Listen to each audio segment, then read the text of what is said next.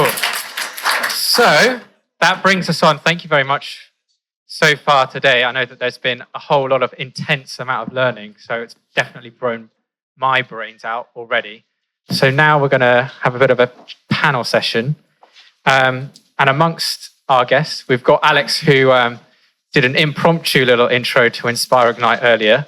I think you've had a little more prep for this one. Yes, I found out about this one yesterday. Right, okay, yesterday. So plenty of preparation time. We've got Bailey, who's part of the Inspire. Are you mentoring as well? A little bit of mentoring, Beth? So you can be a mentor, and an entrepreneur, and to a point, EDI, there are no barriers to when you choose or what experience or age or where you come from, etc. And then I'll go Molly, then Molly Anna. Okay, sorry, I saw the exclamation mark. Apologies. And yourself, and then Mike, are you sort of in similar fields? In the AI? Kind of. Maybe that will come in through the questions. And then, sorry, as a quick introduction, so myself, I am head of HR at a tech consulting firm. We work on Salesforce for our sins, which has a whole host of different technologies within it. But my passion area is actually people experience, which is why I enjoy coming to these, because I learn about the kind of conflicts and challenges of AI, tech, and people. So I've got a few questions, but as you're probably got questions yourselves, keep them in mind, because we will come to the audience in a little bit. So I guess I'm going to work across and we'll pass the mic. First of all, how did you individually stumble on your first knowledge of using AI in this kind of sense that we are talking about today? Hello, everyone. I am Molly Anna. I run a news and education platform around AI. I first learned about AI probably a year ago, as I think a lot of people did when it first sort of started coming into the news and people started talking about it on a wider scale. I had a background in marketing, and so knew sort of basic information around AI. And one thing that I found is the way that we report AI is very interesting. And you see a lot of scary headlines and stuff like that. And at first I was very scared of AI. And so I did a lot of research and found that actually it's essentially just a tool. And obviously there are a lot of risks involved, but there's also a lot of benefits. We've heard a lot today about the potentials of AI. And so for me, I kind of stumbled upon it from a curiosity point of view. But over the course of the last year, it's kind of become a bit of an obsession for me. Yeah. Hello everyone, I'm Bailey. I probably started using AI while I was in school. So I left school last September, and I was the same as really Molly, really. I used it just curiosity, just helped me save some time in my work, editing my work. So I stumbled across AI probably about 2 years ago. I now run 2 AI businesses, one called Grant Scout, where I help CICs such as charities find grants and write grants, and also run Automated Flow, where I create automations and AI chatbots for small businesses, big businesses. It's a range of everything, really. So I probably discovered AI probably 2 or 3 years ago, so a bit longer than Bailey. And I only knew about AI through one of my mentors, called Alex Hughes. And he has been banging on about AI for the last, decade or something, however long he's been going on about AI. And he basically introduced me to it, told me that it was up and coming, and it would be sort of the future, and that I should sort of learn and start understanding it now. So I've been using AI in my life and using it for my calendars, basically giving it access to my entire life for the last sort of year and a half. So I can say with absolute certainty that nothing has gone wrong yet. But obviously I'm always open to hearing what other people's thoughts are, and sort of seeing how it evolves in the next couple of years. I'm Mike. I'm about to sound really old. I came into AI through the machine learning pathway. So I've been in SEO for 15 plus years. So I've been working through machine learning based algorithms. So we're talking BERT, Fred, previous to that, and we've got MUM. All of those elements were precursors to AI in terms of machine learning. Then we decided to give machine learning intelligence. So probably for 3-4 years, I've been telling Google, no, I don't want your suggestions on media campaigns. And then that's slowly been evolving, adapting, using the processes, understanding how they're changing and adapting it in day-to-day life. Talking to people in the break at the moment, how despite doing most of my work across the main search engines, my search engine of choice is Perplexity AI, which is an AI-generated search engine that pulls all the other search engines and gives great results. So I'd say for about a year and a half, I've been fobbing off grunt work to AI that I don't want to do, keeping the stuff I do want to do because I love a spreadsheet.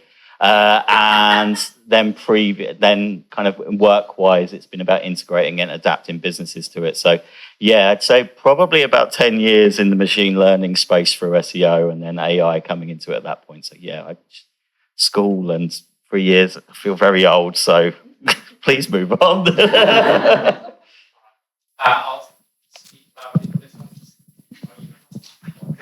Okay, thank you. Our videographer will be very happy that we are using the mic correctly. I guess that follows on, Alex, particularly, you just talked about your relationship with AI, and I suppose understanding, is your relationship stronger with humans and with other people? And do you feel that AI has helped with that? Or do you see what are those weaknesses? I mean, I think it's a complicated question. It depends on which relationships you're talking about. I definitely think that it's made my work relationship stronger. It's allowed us to collaborate in a lot of different ways, come up with things that we maybe would have never thought of before. In terms of personal relationships, I mean, there's nothing better than a debate about the future of AI and whether it's going to kill us all.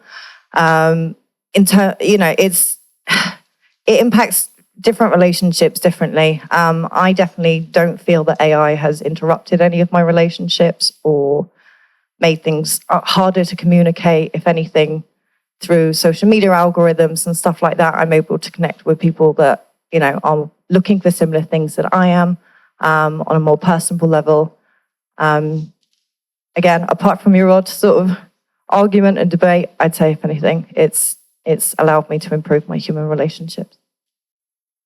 Yeah, I agree with Molly again. Like, I'm on the fence really because I'm building AI chatbots. I think it facilitates a better communication with clients and users, but I think that human interaction still needs to be there.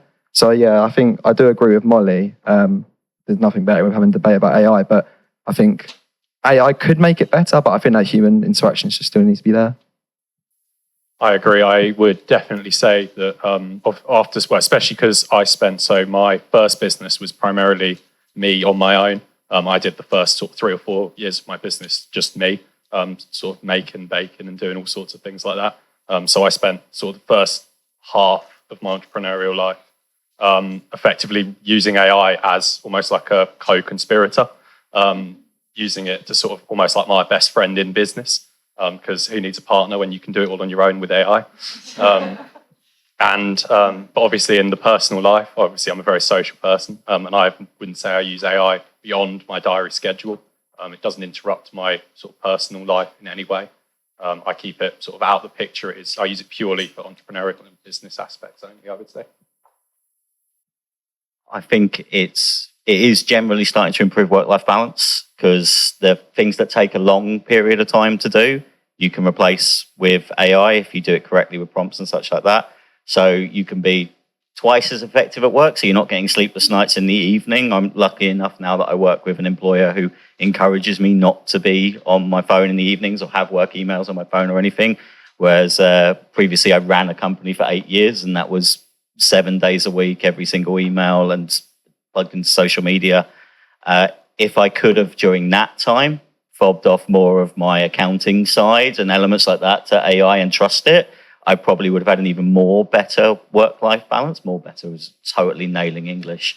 And that's another element as we've talked on other panels. I've had the pleasure of working with Molly before and talking on panels about how it helps neurodiverse people improving communications.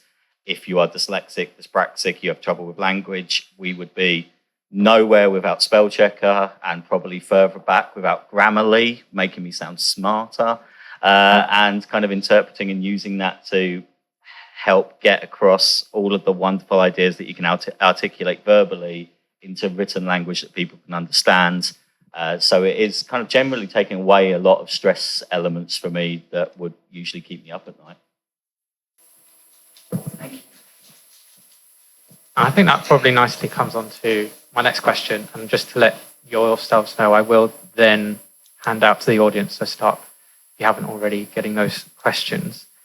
You mentioned about the kind of work-life balance, both yourself, Mike, and Alex. So I think you've sort of semi-answered it. But in terms of the personal life, then you're saying that it's not engaging. I was just curious if yourselves, Molly-Ann and Bailey, if you found the kind of work-life balance has been aided, where it's been a pro and a con as well. For me, I mean, I think work-life balance is a difficult one. There's a lot of conversation at the moment about, is AI going to introduce the 4-day work week, and is it going to, reduce our work hours due to an upgrade in productivity and stuff like that? But that's kind of down to the employer, really. I mean, when the internet first came to be, everyone believed that we were only going to work 1 day a week from now on, but all it did is make our employers say, well, you can do a lot more with your time now.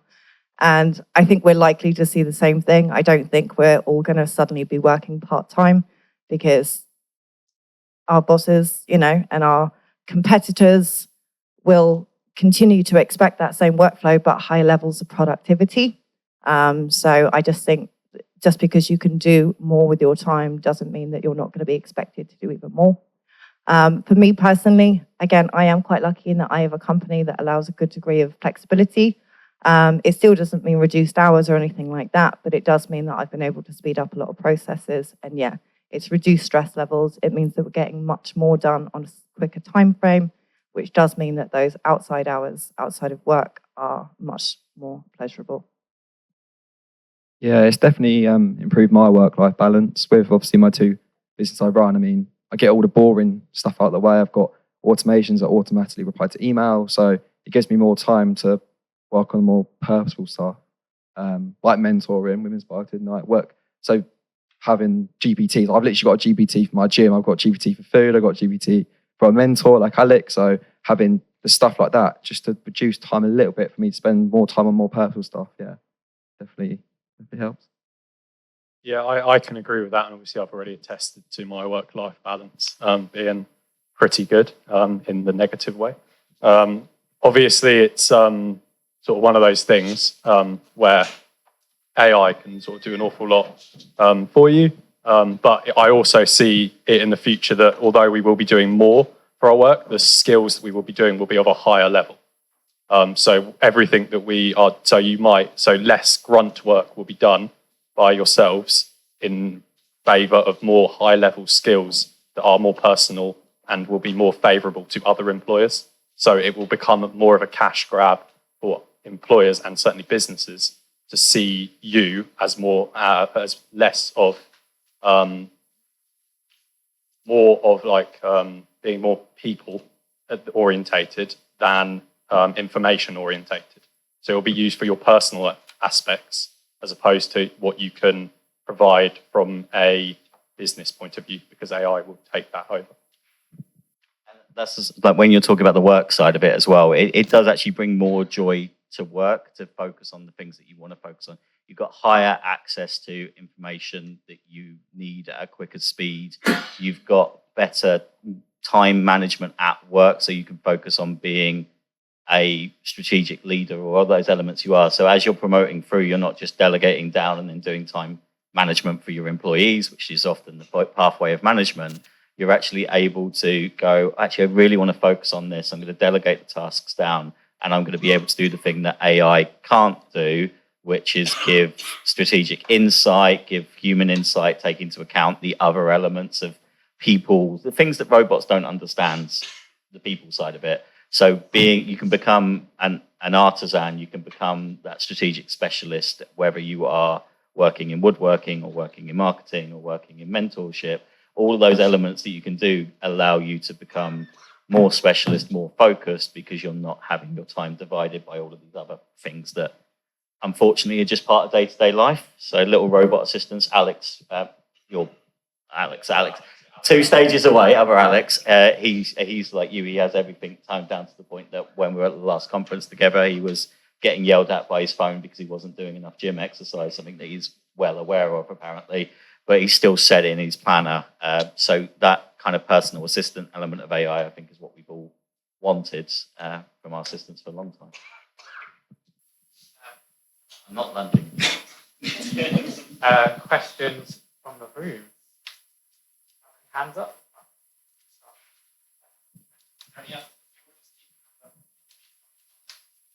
So one thing I'm really curious about as you guys are talking is you're talking about how you use this technology to make your lives so much easier. And having worked for decades in organizations looking at how you transform skills quickly, the real tension that I see is the divide between capability and how you quickly build that capability within your population to be able to take advantage of these technologies and these tools without the fear. So a couple of questions. One, what advice would you give to organizations? But two, how much time do you guys spend in staying ahead of it yourself and taking and learning about the next thing that's coming down the way? Because it changes all the time. So in terms of staying ahead of it, is you do have to dedicate a certain amount of time. It's not an apprenticeship program. You don't have to take 20% of your time off the job learning about AI. But every time a company wants to push and innovate an AI product, they always roll out a free course. Google Cloud's got an AI free course. Nvidia, they have a free course. Microsoft got a free course. I believe OpenAI are developing free courses at the moment to get people using it and understanding scripts. There are a huge amount of paid courses in places like Coursera and Udemy. But what I found is if I can spend a couple of hours a week just flying through the ones created by the publishers who want you to use their tools, all of them are slightly different to each other. So they all teach you different ways of doing prompt mechanics and such like that. The structure for the Nvidia one is probably the most in-depth because it goes all the way from basic intro business to kind of extreme core programming mechanics.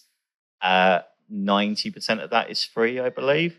So there's a huge access to kind of company-led resource bases that want you to use their products, but take advantage of the free stuff that's out there. Exactly the same as we did with Google Digital Garage when it came out, Google Academy where it came out for analytics, and all of these other free tools that are available. And just putting it there, keeping a little bit of abreast of what's coming out in the new technology places, like who's ticking. Watching some of the hilarious keynotes from the larger companies when OpenAI and Google did theirs in the same week. Google's was absolutely hilariously bad. They had a DJ and people on stage who didn't want to be on stage, and OpenAI's was very small. And kind of they released a whole bunch of information and training after it. So there's enough information coming out there at the moment. Google post a weekly apology, basically, for how AI is going. So just making sure you're kind of on top of those elements of what I've been doing. But I'm now at 9 free courses with certificates that I don't care about the certificates. I don't really care about what they're putting in. But I just want to read it, get it, make sure I understand how they're doing it, and kind of going from there. Yeah, and in talking about things like understanding sort of the training behind sort of learning AI, is that I reckon a lot of people, and sort of what I've seen speaking to young people, is they see it as an upward hill, when in fact it's probably more of a sort of a downward hill. So it sounds, you start at the top and you don't really know what you're doing, but you learn a little bit, and then as you build momentum, it gets easier and easier and easier to understand. So it's not, I wouldn't say it's an uphill battle to understand AI. Once you understand a little bit, you understand more and more and more, and then you can obviously end up like us, where we're deep diving into the sort of the depths of AI, or you can just get off halfway down and only use it for your business or your life or corporate or organizational structure. So there's very different levels of commitment to AI, and you don't have to go down the rabbit hole to sort of understand it completely. Yeah, 100%. No, I definitely agree. I found, so I paid for multiple courses, but I found the most powerful thing that I learned was prompt engineering. So whatever you're putting in ChatGPT is whatever you're getting out, and that just stems from learning everything else. So learning what's the best LLM to use for the inputs, for the outputs. So learning that's just made my ChatGPT and AI journey just much easier. So no, I definitely agree with Mike, Alex, and even the free courses, they're really good as well. So I definitely agree. Yeah, I mean, I definitely can't argue that. Online courses are great. There's so much free information out there. I have the blessing that because we are an AI news platform, my job is to literally research AI all day, every day. It means that outside of work, I don't need to dedicate too much time. But the one thing that I would say as well is it's very important to get connected and to follow influencers and educators that are talking about these tools on a daily basis. Again, it's free education, especially if you're looking at influencers or educators that talk in very accessible language, who are intentionally aiming their content towards beginners or people that, haven't been working in tech for a long time. There's so much free information out there. And, it's good to keep in mind with people online that a lot of the time they are sharing opinions, but they are still opinions that are worth hearing. Learning from other people, I would say, for me, has definitely been the best way to keep up on AI. Very much for that. And the answers? Hello there. So I do have a question I would like everybody to answer, but specifically I'd like to target Bailey. Since we do have a certified youth in the building, I'm always really interested in education and how this works with AI.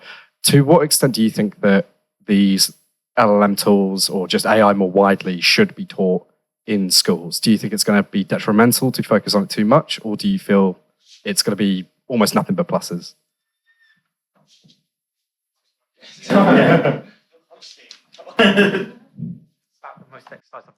So yeah, I didn't learn anything about AI in school. So I did year 7 to year 13 and not one thing was talk about AI. Do I think it'd be detrimental? No, I think it'd be a big plus. I just think the basics need to be taught. At the Peterborough Summit, we were talking about how the education people might start using it to do coursework and start doing coursework. But then there's also what can the educators do to prevent that as well. So I think it does need to be taught. I just think the basics need to be taught. I don't think it'd be detrimental, no. I hope that kind of answers. It's hard because I wasn't taught it. I've only been learning the last 2 years and it hasn't been detrimental to me once. So it's hard. I think for me, I personally believe that bringing AI into education is really important. I do think that to some degree it should be brought into the curriculum. And part of that is because, obviously a lot of public schools don't have a significant amount of funding, and providing AI tools and computers and stuff is quite tricky to do. But a lot of schools in the private sector will be doing it, private education. Sorry, I shouldn't have mentioned private education. They're clearly going to kick me out. If you don't see me after this, you know where I've gone.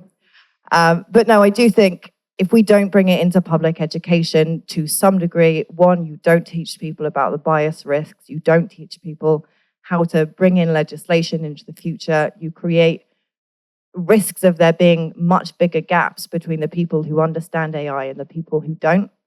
And especially if you've got private sectors that are teaching their children about AI, and then you have public schools where people might have less opportunities as it is, that aren't then getting this information, you're at risk of creating a much wider gap between, how this education can take the next generation forward and what opportunities that brings them in the future. Brilliant. And obviously to build on that, obviously through things like Inspire to Ignite, we are now looking at giving young people outside of education the opportunity to understand more about AI, even just using things like their mobile phone. Things like, ChatGPT is now on your mobile phone. It's easily accessible. If you just have your login, you can sign in. You can start learning immediately with the free version of how AI can work and how they can use it positively, I might add, in their daily lives and in their educational sort of systems when they are in their educational systems. As I went to school, I've got GCSE in IT and IS studies, which are 2 separate things when I went to school. So that says a lot about my education. Coding is taught at school. Did you get taught coding? So coding has been introduced. Yeah, coding has been introduced at primary school level curriculum. And as it goes up, it's supposed to be integrated at higher level. I don't know how well that's working in terms of bridging across to further education, because it's the curriculum. It seems to change every other week. And there's a lot of schools, state schools, that are being abandoned by it. But I would say that when it comes to the further education platforms, I believe I'm in a room full of university people that might be able to tell me that it is being incorporated into safeguarding, the understanding the dangers and the approaches of AI, how AI should be used. So at least it's being approached from a be wary approach, but they do need to have a more positive impact on what AI can do at a younger age. Because if you think you've got 8-year-olds who are learning coding now, cousins and nephews who know far more than I do, that if they can start using AI to this, by the time that I'm retiring, I would like it to program my entire retirement for me so I don't have to do anything. So that's kind of where it needs to be bringing, just from a personal standpoint. I don't want to do anything when I'm old. As I walk up, I think one of the comments from one of the ARU professors was moving to not what you know, but how did you come to those conclusions, and really getting people to explain their process rather than simply using ChatGPT to give you the answer. Hey guys, so I obviously was wondering, what impact do you guys think that AI will have on the hospitality industry? We all know it's an industry that is rapidly declining, sadly. And how would you guys propose that? How do you think AI will be used to fix it? You want to put your hand up? Who wants to go first as I come down?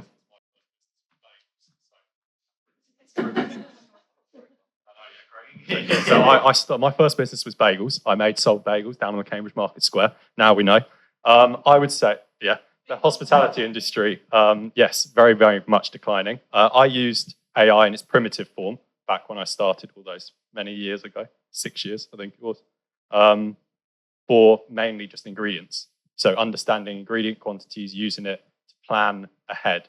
So using it for understanding when I might run out of ingredients, understanding footfall, understanding how I can use AI, how AI can help me understand consumer buying spending. So I did psychology of consumer buying at my A level. So I understand personally how what people buy and how they buy it, and then using AI to further develop that into making sure that how you market certain products both increase footfall, but also increase potential spending in that particular category. So Cambridge, quite a well-off area, prices going to be higher, not just because of spending, but purely because not just for cost of living, but purely because people expect to spend more in Cambridge than you would in places like Manchester or Blackpool or Liverpool. And therefore, if you are charging less, people won't buy your products. So I'm talking on a corporate level. Yeah. So like on a global level. So the company that I used to work for when I started my first proper career in was a huge, we employed over 5,500 people. Okay. Pre-pandemic. Pandemic happened. Yep. I made 2,500 people redundant. Yeah. Obviously the pandemic. So everyone in the industry Yes. at the minute in hospitality is saying AI is gonna basically get rid of hospitality altogether. We're gonna have robots serving our food. We're gonna have menus that basically forget your allergen controls are gonna happen because none of it's gonna be properly monitored. How do you guys think it's gonna impact that? So you're talking about I presume a small. Yeah, not on a micro level. So yeah. on a tiny level. How do you think it would impact on a bigger level? Yeah. So I would say for sort of on a global level, then you would just scale the problem up. So understanding sort of footfall and consumer ideas across board, but also obviously addressing your concern that AI will take serving jobs, will take the idea that you're not following menu sort of ideas, and the allergens and all sorts of awareness for that won't change. It'll just be more updated. So it is used as a better facility for monitoring. So I wouldn't say it would take jobs. I would say it's more for use of, ultimately it depends on how businesses use it. But it's more for using it as like a monitoring process and using it to understand everything more in depth than using it as it will take everything away from us.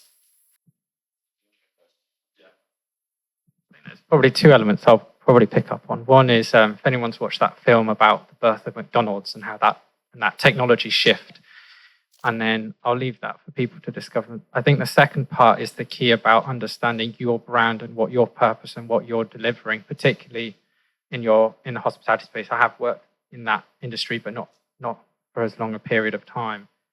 But it came down to ultimately you can buy basically the same food ingredients at a supermarket, at a grocer's, or you can get it delivered, or you can go to a restaurant. So what is it you're really going? You're going to a restaurant or you're staying in a hotel. You're really paying for the experience. Now there will be, as I'm sure some of you know, in Japan, there are hotels that are completely robotic. You get checked in by a robot dinosaur.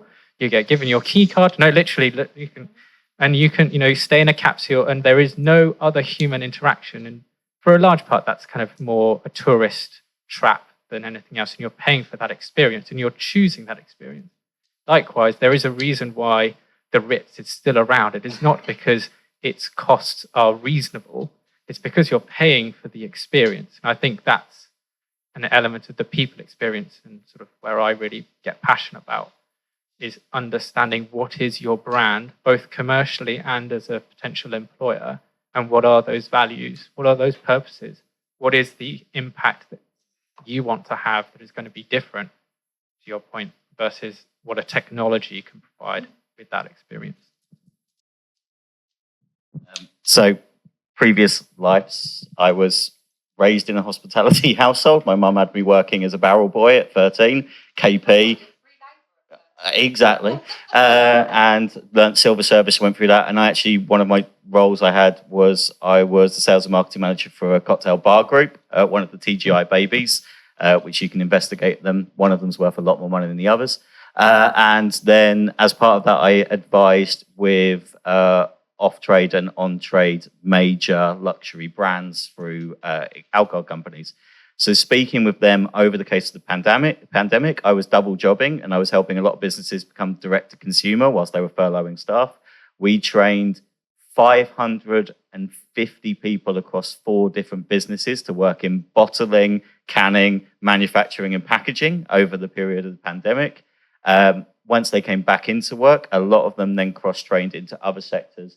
And then what we were seeing when they went back into hospitality and into the bricks and mortar locations is a lot of them were able to take what they had learned from DTC, so direct to consumer selling, and then put that into dual purposing their businesses. So you ended up with 7 to 8 of the what would be regular serving staff working in probably unlicensed attics and basements, filling bottles, selling to consumers, and basically trying to maintain their jobs in a way they could. They were also the best thing that came out of AI over the last years.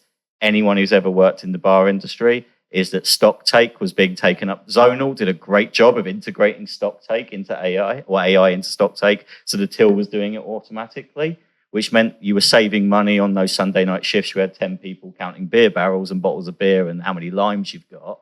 And that was being fed back. So we actually saw a lot of the redundancies were happening at the larger companies, potentially like yourself, where they were actually having to lay off warehouse staff and areas like that because the process of actually picking, delivering, setting up orders, processing orders was made easier by AI. But what companies, Zonal, for example, do is that use Zonal. There's something about that key fob that just gives me a warm sense and then a mild tiredness. It is. There's nothing more fun than sitting there and watching CCTV camera because you know someone's been pilfering from the till. You feel like a little like Inspector Clouseau, but apparently, not cool. But those things that have happened, AI has come in to supplement them. So I still have, oddly enough, my brother helps run a bakery that specialises in bagels in East Anglia. They implemented their till system so they know what times to open, when to open, so they can manage their staff better. And they've actually got more staff training in the bakery side and doing more direct to consumer. So they've actually allowed more people to move into the B2B market.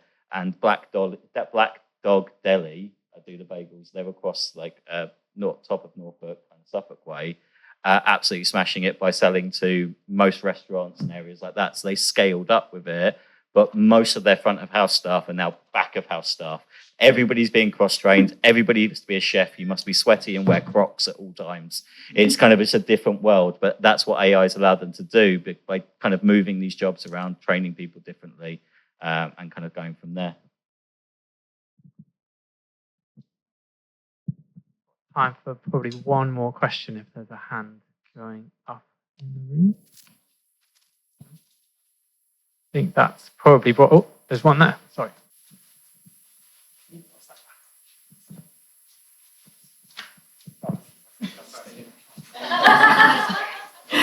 Okay, so related to James's point, somewhat, where do you think people are going to draw the line? Where do you think people are going to say, this is enough, I want human interaction? I know the CEO of Bumble about a month ago was suggesting that online dating is going to change. Everyone's going to have their own AI-powered dating concierge. The dating concierges will talk to each other, so you don't have to swipe right anymore. You just let them chat to each other.